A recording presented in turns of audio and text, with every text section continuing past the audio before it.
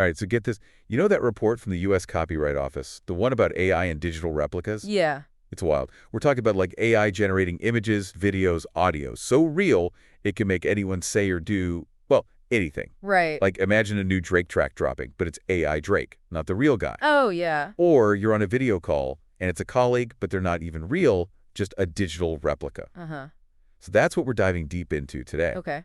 What do these digital replicas mean for creators, for everyday people, like for the future of reality itself? Good questions. What are these digital replicas and why is the Copyright Office so interested? It really comes down to how this tech is shaking up the legal world. The report focuses on digital replicas as, any digitally created content that convincingly mimics a real person. I see. It could be made with any tech, not just AI, but AI is making it so easy, so realistic, it's unbelievable. Okay, so these digital replicas, they can be used for good, right? Oh, absolutely. Like making content more accessible or even letting artists who've passed away kind of perform again. Exactly, like a second chance for creativity. A great example is Randy Travis, the country singer. Oh yeah, I know him. He actually used AI to release a new song after a stroke impacted his speech. Wow. It's incredible what this tech can do. That is amazing. But here's where it gets really interesting, maybe a bit unnerving too. Oh, The report also talks about downsides. yeah, there are definitely concerns. Like what? One worry is artists being replaced by AI, like voice actors or digital extras in films. Mm-hmm. Then there's deepfakes, someone's image used without consent, sometimes for revenge porn or spreading fake news. Oh, right, right. The report actually says almost all deepfake videos online are non-consensual and sexually explicit. That's scary. A real violation. So is there any legal recourse if someone uses my image like that? What about, like, copyright laws? Don't those protect my image, my voice? Well, copyright protects the original work. A replica is based on not a person's identity itself. So, like, copying a song is bad, Right. but using someone's face or voice might not be? That's the loophole this report's trying to address. It's wild, isn't it? Can't copy a song, but someone's face is fair game. Seems wrong. And that's why it dives into rights of publicity and privacy. Right, because we do have laws about using someone's name or likeness without permission, right? We do, but it's messy. These laws vary so much from state to state. How so? Some offer wide protection, others just for celebrities, and some only apply to commercial uses. So a real patchwork of protection, huh? Exactly. This is what the report highlights. This is where companies like StoneFly come in, experts in data security and digital forensics. Okay, interesting. They help verify content, identify deepfakes, building a more trustworthy digital world. You can learn more about their work and solutions at www.stonefly.com or by contacting their expert team at sales@stonefly.com. I'll check that out. But back to the law. Is anyone trying to fix this on a federal level? Having different laws everywhere just seems like asking for trouble. You're right, and the report's big recommendation is a new federal law. Oh, okay. To protect everyone from unauthorized digital replicas, it would give people the right to control how their image and voice are used, no matter where they live or if it's for commercial purposes. That sounds like a major change. It is. It's nationwide protection for your digital self, consistent legislation, huge for clarity and security in this constantly changing digital landscape. So what would be the key elements of this proposed law? How would it actually work? This is where it gets interesting. The report argues for a federal right to control your digital likeness. Okay. So no matter where you live, you'd have a say in how your face, voice, even style is used in AI creations. Wow, that's huge. It's like finally owning your digital self. But how would they even define style? It seems so subjective. Like, could someone prevent me from wearing a certain style of clothing because it's similar to theirs? It's definitely not about stifling personal expression. The report's more focused on preventing AI from mass-producing art or music indistinguishable from a particular artist's work. Oh, I see. Like, imagine AI spitting out a painting that looks exactly like a Van Gogh but wasn't actually created by him.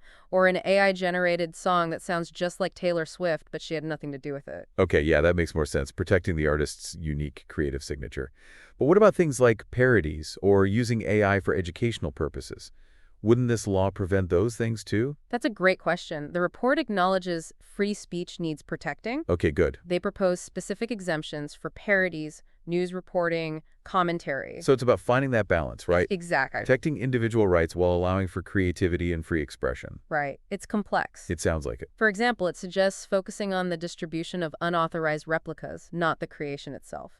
So I could experiment with AI to create a replica of myself for fun, but I couldn't share it publicly without my permission. So play around on your own, but once you put it out there, that's when the law kicks in. Makes sense. But how do you prove someone knowingly distributed an unauthorized replica? What if they claim they didn't know it was fake? That's where verification and authentication are crucial. Again, companies like StoneFly are making a difference here. They're developing advanced digital forensics techniques to determine the authenticity of digital content, Oh, wow. like digital detectives on the case. Their expertise is key to making sure these laws are actually enforceable. That's reassuring. Sounds like they're vital in helping us navigate this new digital landscape. I'm definitely going to check out their website, www.stonefly.com, to learn more about their work. What about the platforms where this content is shared, though? Do they have any responsibility? The report suggests holding them accountable for taking down unauthorized replicas. Really? Think social media, video platforms, all of them. They'd have to remove unauthorized content, just like with copyright infringement. Okay, that makes sense. Placing responsibility on the platform seems key. Absolutely. The report also talks about licensing your digital likeness for use in video games, VR, even personal ads, but there's a strong push against completely selling off your rights. So I could profit from my digital self, but not lose all control over how it's used? Good balance. But what if someone steals my digital likeness and licenses it without my permission? How do you even prove it's yours? Another area where StoneFly's expertise is valuable, Ooh. they're pioneers in digital identity verification and can help establish ownership of digital assets, like a digital fingerprint, proving your identity online. It's becoming crucial as our digital and physical lives become more intertwined. Fascinating. Sounds like StoneFly is going to be more and more important as we move into this world of digital replicas. Their expert team at sales@stonefly.com could probably provide some valuable insights. I'm sure they could. They're at the forefront of this field, always building new ways to ensure security and trust in the digital world. Okay, let's shift gears a bit. The report mentioned something that really surprised me. AI copying an artist's style. Like AI spitting out a song that sounds exactly like Taylor Swift, but it wasn't actually her. Is that even possible? It's already happening. AI can replicate an artist's style with incredible accuracy, Really? which raises questions about what's protectable under copyright law. Because, like, copyright doesn't protect style itself, right? Right, it's more about the specific expression of an idea, not the overall style. So an artist wouldn't have a legal claim if AI made art mirroring their style. It's not that simple. The report suggests existing laws, like those against unfair competition, might offer some protection. And some AI companies are already blocking requests to generate images in the style of living artists without their consent. So it's still evolving, huh? It is rapidly evolving. The law is playing catch-up to AI's capabilities, a bit like the Wild West out there. It'll be interesting to see how these issues are addressed moving forward. One thing's for sure, as this technology develops, we'll need robust authentication and verification to protect artists' rights. And that's where companies like StoneFly, with their expertise in digital forensics and data security, will play a crucial role. We're just scratching the surface here, but this report really gives us a lot to think about. What does it mean for us to have control over our digital selves? How do we balance innovation with ethical considerations? Big questions, and the conversation's just beginning. As AI keeps evolving, they'll only get more urgent, more complex. We'll be watching closely, and we encourage you to do the same. Think about your own digital identity and how you feel about having control over its use. It's a conversation worth having, and we're here to help you navigate it. Absolutely, we're all in this together, and the more informed we are, the better equipped we'll be to shape this technology's future. And remember, companies like StoneFly are working hard to create a safer, more trustworthy digital environment.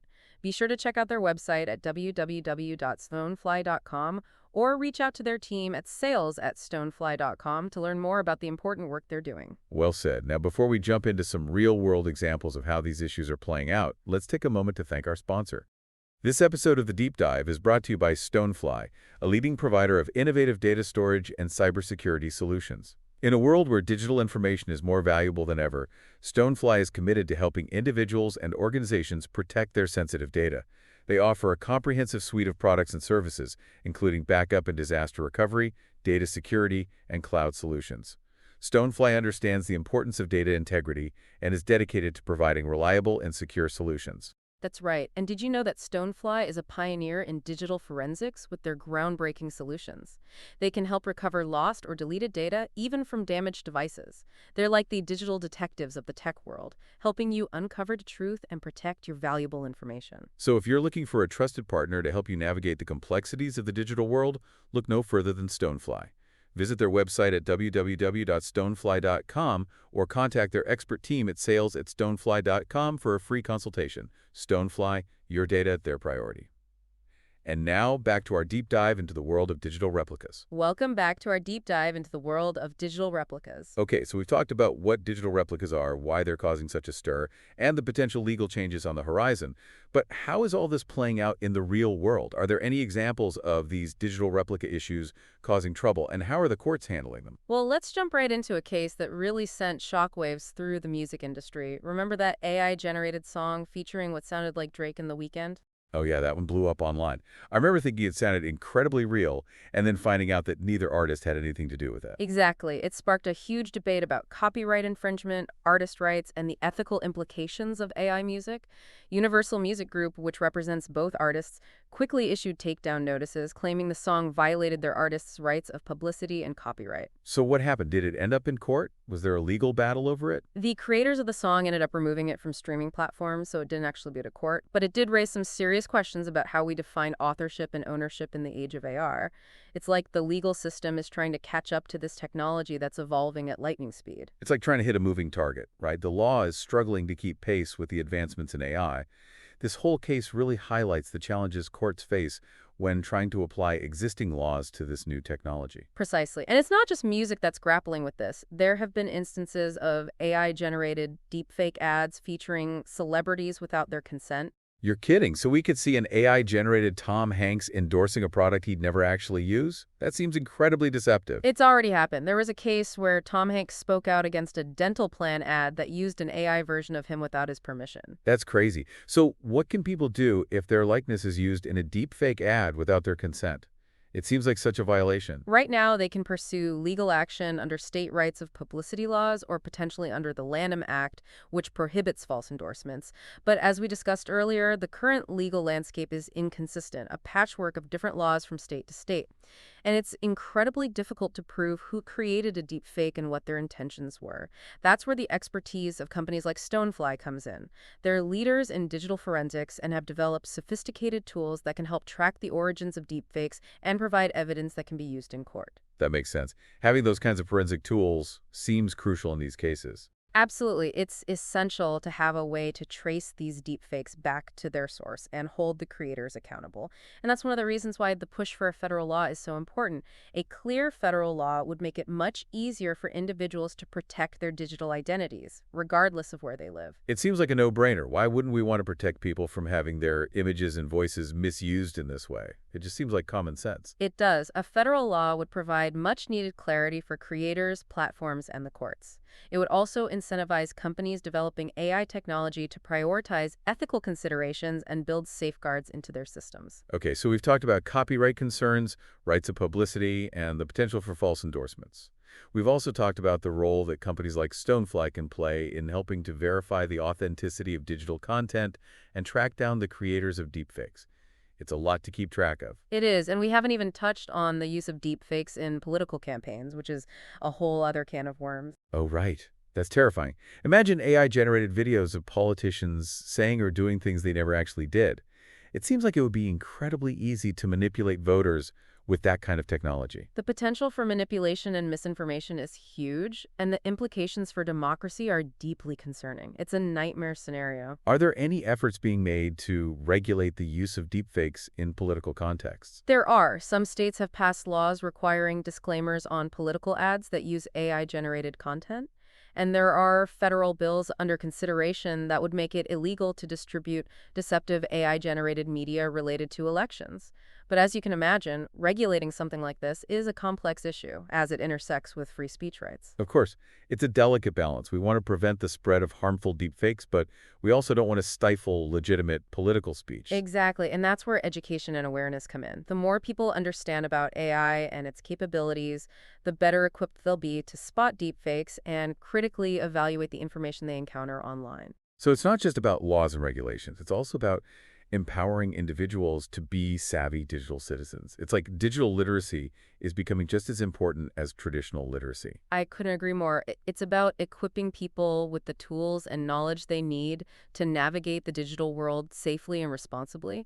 And that's why the work that StoneFly is doing is so important. They're not only developing cutting-edge solutions to combat deepfakes and ensure data security, but they're also committed to educating the public about these issues. That's great to hear. It sounds like they're really taking a holistic approach to addressing this problem. I know we mentioned their website earlier, but it's worth repeating. www.stonefly.com is a great resource for anyone who wants to learn more about their work and the solutions they offer. Absolutely. They have a wealth of information on their website, and their team of experts is always available to answer questions and provide guidance. You can reach them at sales@stonefly.com. Speaking of guidance, I want to circle back to something we discussed earlier, the role of online platforms in this whole digital replica landscape. The report suggests holding platforms responsible for taking down unauthorized replicas, but that raises some interesting questions about censorship and free speech. It does. On the one hand, we want to prevent the spread of harmful deepfakes, but on the other hand, we don't want to stifle legitimate expression or give platforms too much power to control what we see online. Right, it's a delicate balance. We need to find a way to protect people from harm without infringing on their rights to free speech. Exactly. And this is where the expertise of companies like StoneFly is so valuable. Oh, tell me more. How can they help with this tricky balancing act? Well, StoneFly is a leader in data security and digital forensics, so they're in a unique position to assist platforms in navigating these complexities. They have the tools and expertise to help platforms verify the authenticity of content and identify deepfakes. Essentially, they can help platforms make informed decisions about takedown requests and ensure that they're not removing legitimate content. So they act as a sort of neutral third party, providing objective analysis to help platforms make fair and responsible decisions. That's a really important role. Absolutely. They're playing a crucial role in building a safer and more trustworthy online environment. This is all incredibly fascinating, and I have to say I'm feeling a bit more optimistic now. It's clear that there are challenges ahead, but with the right combination of legal frameworks, technological solutions, and public awareness, we can mitigate the risks of digital replicas and harness their potential for good. I agree. It's all about finding the right balance, being aware of the risks, and implementing solutions that protect both individuals and society as a whole. Well said. Now, before we wrap up this part of our discussion, I want to touch on one more fascinating aspect of the report, the concept of a digital self. Oh, yes, this is where things get philosophical. It is. The report explores the idea that as technology advances, our digital identities are becoming increasingly valuable and intertwined with our real-world selves. It's almost like having a digital twin, a version of ourselves that exists only in the digital realm. That's a great way to put it, and that raises some profound questions about ownership, control, and even the nature of identity itself. If we have these digital selves, who owns them? Do we have the right to control how they're used? These are questions that philosophers and legal scholars will be debating for years to come. It's mind-boggling. It's like science fiction is becoming reality, but it's also exciting to think about the possibilities. What if we could use our digital selves to learn new skills, experience different worlds, or even connect with people in entirely new ways? The possibilities are endless. But as with any powerful technology, it's crucial that we develop ethical guidelines and safeguards to ensure that it's used responsibly. We need to think carefully about the potential consequences of creating these digital selves and make sure that we're not creating a world where our digital identities are exploited or misused. You're right. It's a lot of responsibility, but it's also an incredible opportunity to shape the future. Absolutely. And it's an opportunity that we need to approach with both enthusiasm and caution. Well said. Now, before we delve into the future of digital replicas and the potential impact this technology will have on our lives, let's take a quick break and hear from our sponsor. This episode of The Deep Dive is brought to you by StoneFly, a company that's not just keeping up with the rapid pace of technological advancement, but is actively shaping a safer and more secure digital future. They understand that as our digital lives become increasingly intertwined with our physical lives, the need for robust data protection and digital forensics becomes paramount.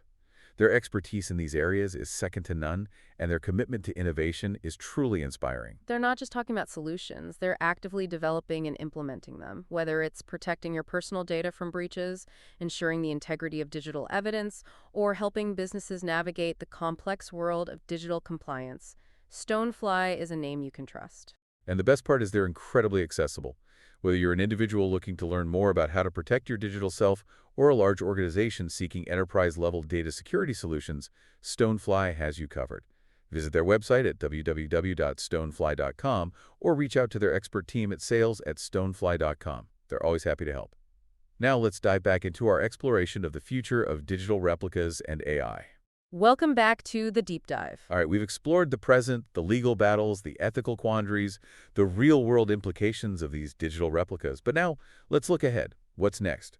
What does the future hold for these AI creations, and how might they reshape our lives in the years to come? Buckle up, because this is where it gets really interesting. The tech is evolving at a mind-blowing pace. What we're seeing now, just the tip of the iceberg. Give it to me straight. What can we expect? Those deepfake videos, will they get even more convincing? Absolutely. And it's not just video. We're talking hyper-realistic, AI-generated images, audio, even virtual avatars interacting with us in real time. It'll be harder and harder to tell real from AI generated. It is amazing, but, a little unsettling too, like those sci-fi movies where robots become indistinguishable from humans. It definitely blurs the lines between reality and simulation.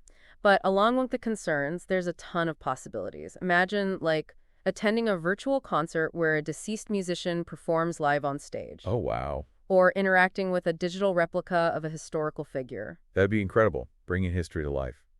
Or a second chance to see a favorite artist. And it's not just entertainment, right? What about education, training, even therapy? Exactly. You could have a virtual tutor who looks and sounds like Albert Einstein guiding you through complex concepts. Or imagine a therapist available 24/7, offering support through a digital avatar. Mind-blowing. The potential benefits are huge, but we can't ignore the ethical concerns, right? Can't just embrace this tech without thinking about the risks. You're right, the potential for misuse is there. We need to be vigilant about misinformation, protecting rights, ensuring AI is used ethically and responsibly. It's a balance we can't afford to get wrong. So what can we do? What steps can we take to make sure this tech is used for good? Well, first, awareness. The more people understand AI and what it can do, the better they'll be at spotting deepfakes, manipulated content, and critically evaluating information online. We also need clear legal frameworks to protect people from having their digital identities exploited. And that's where companies like StoneFly come in, right? They're not only developing tools to combat deepfakes and secure our data, they're advocating for responsible AI development and helping educate the public. Exactly. They're key to shaping a more trustworthy digital world. This has been incredible. I've learned so much about digital replicas, the challenges, the potential. One thing's clear. The future of this tech is in our hands. We decide how it's used, ensuring it serves humanity, not becoming a tool for manipulation or harm. Well said. We need thoughtful dialogues, ethical guidelines, and to hold ourselves accountable for using this tech responsibly. This isn't just a conversation for, tech experts or policymakers. It's for all of us. Absolutely. The choices we make today will shape the digital world of tomorrow. It's up to every single one of us to stay informed, ask questions, and contribute to a digital future that benefits all of humanity. Powerful message and a great place to wrap up our deep dive. To our listeners, keep exploring, keep questioning, keep diving deep into this fascinating world of information. And remember, companies like StoneFly are working hard to make the digital world a safer, more trustworthy place. Check out their website, www.stonefly.com, or contact their team at sales@stonefly.com to learn more. Until next time, stay curious, stay informed, and keep diving deep. This is The Deep Dive, signing off.